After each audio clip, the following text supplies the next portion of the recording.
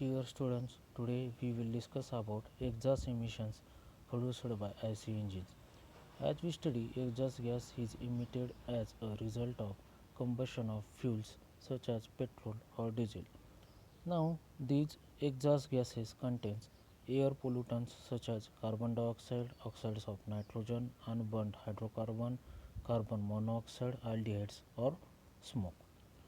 The pollutants produces air pollution in the environment, so our aim is to reduce and control these pollutants. Now we will discuss some exhaust emissions. First one is hydrocarbon SC emissions. During the combustion process, some amount of fuel is not burned due to insufficient of oxygen. This unburned fuel contains hydrocarbon which are exhausted during scavenging of exhaust gases to atmosphere. These emissions are mostly related to ignition problems during combustion. The effect could be eye, throat and lung irritation. Then second one is a carbon monoxide CO emission. It is a product of incomplete combustion due to insufficient amount of air in air fuel mixture. Carbon monoxide prevents human blood cells from carrying oxygen to body tissue. The symptoms are headache, nausea and fatigue. Third one emission is the oxides of nitrogen, NOx emission. If the combustion of fuel and air mixture take place at or above 1100 degrees Celsius temperature, that is at very high temperature, then nitrogen and oxygen react with each other and produces oxides of nitrogen. Therefore, high temperature and availability of oxygen are two main reasons of the formation of NOx. The effect of these could be eye, throat and lung irritation.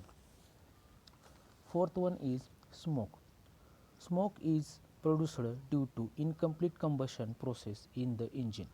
The smoke of engine exhaust is a visible indicator of the combustion process in the engine. The effect of this could be headache, eye, throat irritation. Then we will study sources of vehicle emission. Okay, first one is engine crankcase blow by fumes. In engine, during combustion process, heating of oil and burning of fuel take place. This hot oil and burned fuel blows past the piston rings and into the crankcase. Due to this, about 20% of emissions will be produced. Second one is a fuel vapor. Near about 20% of emissions are produced due to vaporization of fuel. Third one is engine exhaust. Due to insufficient supply of oxygen, incomplete combustion of the mixture of fuel and air take place. This will produce the emissions. It produces near about 60% of emissions. Okay, these are the sources of emission.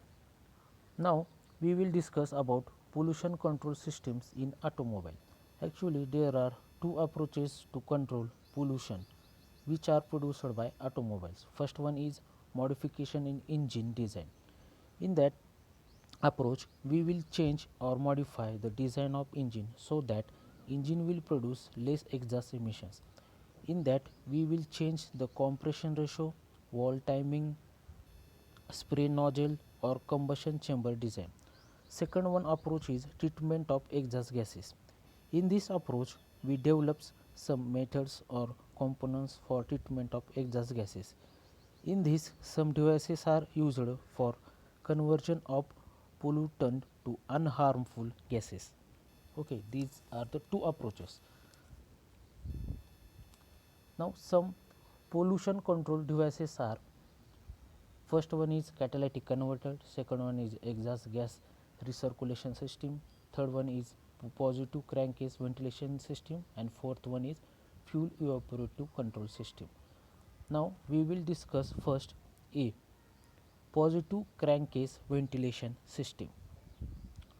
This basic principle of system is recirculation of vapors back to the intake manifold. Figure shows typical closed crankcase ventilation system. In this system, the draft tube is eliminated and the blow-by gases are rerounded back into the intake manifold or intake of the carburetor. These blow-by gases reintroduced into the combustion chamber where they are burned along with the fresh incoming air and fuel.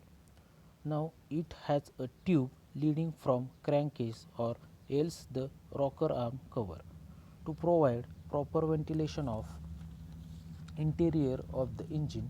Fresh air is drawn in through a rocker arm cover. The closed PCV system has tube connected between the oil filled tube cap and air cleaner.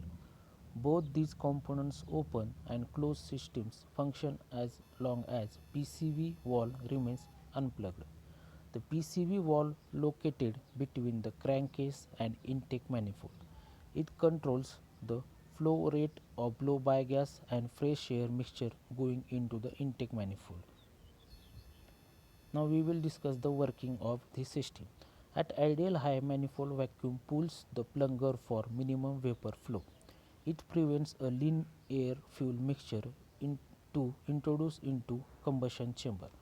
During acceleration, PCV valve to move to center position for maximum flow. When the engine is off, a spring pushes the valve against its seat. It closes the valve.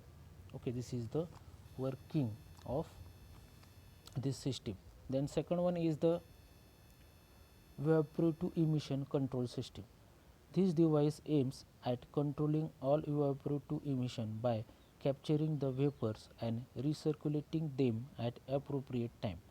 It consists of adsorbent chamber filled with charcoal consister and charcoal is capable of absorbing fuel vapors. Also, it consists of non-vented fuel tank cap. It prevents fuel vapors from entering the atmosphere. It consists of a purge control valve. It controls the flow of vapors from canister to intake manifold.